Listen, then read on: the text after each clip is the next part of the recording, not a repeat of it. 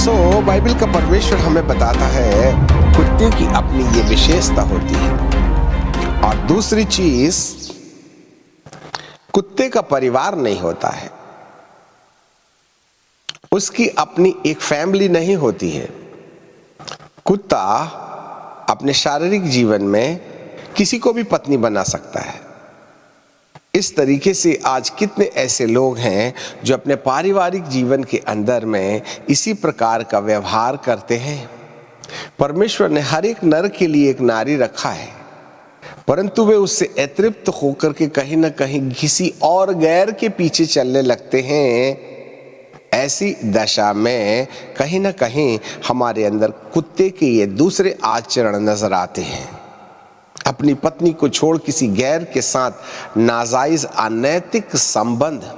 आज की युवा पीढ़ी कुछ इसी प्रकार से है। आज फलानी गर्लफ्रेंड है, परसों के दिन दूसरी गर्लफ्रेंड है, और कहीं ये बॉयफ्रेंड है, कहीं वो बॉयफ्रेंड है। और इस तरीके से हम कुत्ते वाले आचरण को, अरे प्यार करना है तो एक से करो और शादी कर लो, कुछ इधर मुंह मारना, कुछ उधर मुंह मारना, कभी इससे प्रेम करना, कहीं उससे प्रेम करना, कहीं इसके साथ घूमना, कहीं उसके साथ घूमना, कहीं इसको लाइन मारना, कहीं उसको लाइन मारना। हम अपनी अनैतिकता के आधार पर ये वाली डिग्री प्राप्त करते हैं जिसको कुत्ते कहते हैं। अच्छा नहीं लगेगा। बाइबल का परमेश्वर कहते हैं कुत्ते का आचरण अपनाने वाले व्यक्ति को अनंत जीवन से बाहर रखा जाएगा, नए यरूशलेम से बाहर रखा जाएगा, दूसरे आगमन के समय महिमा की देह में रूपांतरित होने वाली घटना से बाहर रखा जाएगा। जी हां, हमें इस आचरण के ऊपर काबू पाना है। इसके लिए परमेश्वर हमारे साथ है। जो भी आप प्रभु के पीछे चलने का निश्चय करते हैं, तो जैसे प्रभु जी ने कहा है, हल पर हाथ रखने के वक्त पीछे पलट करके नहीं देखना, नहीं तो लूत की पत्नी को याद रखना। कितने हैं जो बड़े बड़े वायदे करते हैं प्रभु के साथ चलने का, परंतु रास्ते में भटक जाते हैं। हम छाछ खा लेते हैं, अपनी उल्टी को फिर निगल जाते हैं। ऐसे समय में परमेश्वर अपने लोगों को एक दृढ़ निश्चय करने वाले मन की ओर परमेश्वर का ख्याल है। दुचित्ता मन, ये जो दुचित्तापन है यह हमारे लिए बहुत ही हौलनाक है। जैसे कि सांप, उसकी दो जीभ होती हैं, ऊपर नीचे ऊपर नीचे ऊपर नीचे। याकूब की किताब के पहले अध्याय के 5वें पद में बाइबल कहती है, यदि तुम में से किसी को बुद्धि की घटी हो तो परमेश्वर से मांगे, जो बिना उलाह न दिए हुए देता है, उदारता से देता है और उसको दी भी जाएगी। पर विश्वास से मांगे और कुछ संदेह न करे, क्योंकि संदेह करने वाला समुद्र की लहर के समान है, जो हवा में उठती और उछलती है। ऐसा मनुष्य यह न समझे कि मुझे कुछ मिलेगा। वह व्यक्ति दुचित्ता है और अपनी सारी बातों में चंचल है। वह व्यक्ति दुचित्ता है और सारी बातों में अचंचल है। कभी हम प्रभु के हो जाते हैं, कभी हम संसार के हो जाते हैं। और सांप की जो जीभ है वो आगे पीछे ऊपर नीचे होती है। यही है वॉमिटिंग, छाछ को खाना। कभी प्रभु तो कभी शैतान, तो कभी प्रभु तो कभी शैतान, तो एक हफ्ता प्रभु के साथ रहे, बाकी दिन शैतान के साथ रहे। ये जो दोहरा जीवन है, ये सांप सिरोली का जीवन है, सर्फ का जीवन है, जिसको परमेश्वर ने शैतान के रूप में माना है। कभी विश्वासी हैं, कभी अविश्वासी हैं। जो विश्वास और अविश्वास दोनों की डगर पर अपना पैर रखे रहता है, वह उस मनुष्य के समान है जो समुद्र की लहर की तरह अपने विश्वास को भटकाता है। ऐसा मनुष्य यह न समझे कि परमेश्वर की ओर से उसे कुछ मिलेगा, क्योंकि वह दुचित्ता है। इसलिए कुत्ते के आचरण में जो बातें पाई जाती हैं, उसके पीछे जो रहस्य, यदि मनुष्य इन जीवनों को अनुसरित करे, तो बाइबल का प्रभु कहता है ऐसे लोगों को प्रभु बाहर रखेंगे। इसलिए कॉन्क्रीट फेथ, एक बार प्रभु के पीछे चल पड़े तो उसके ही साथ रहना है। एक बार प्रभु को जीवन दे दिया तो उसके लिए ही जीना मरना है, और इसमें कोई उतार चढ़ाव होना नहीं चाहिएगा, अन्यथा समस्या बन सकती है। एंड देन फिर बाइबल कहती है कि टोनहा, टोने का मतलब होता है टोना टोटका।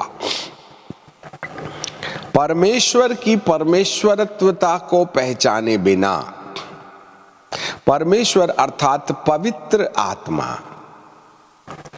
ये टोना जो है बाइबल में लिखा है निर्गमन की किताब के 20वें अध्याय में कि परमेश्वर पहली आज्ञा देते हैं कि मुझको छोड़कर तू किसी दूसरे को ईश्वर करके ना मानना। परमेश्वर को परमेश्वर के रूप में नहीं देखकर सृष्टि को परमेश्वर की उपमा देना। सृष्टि और सृष्टिकर्ता में अंतर है।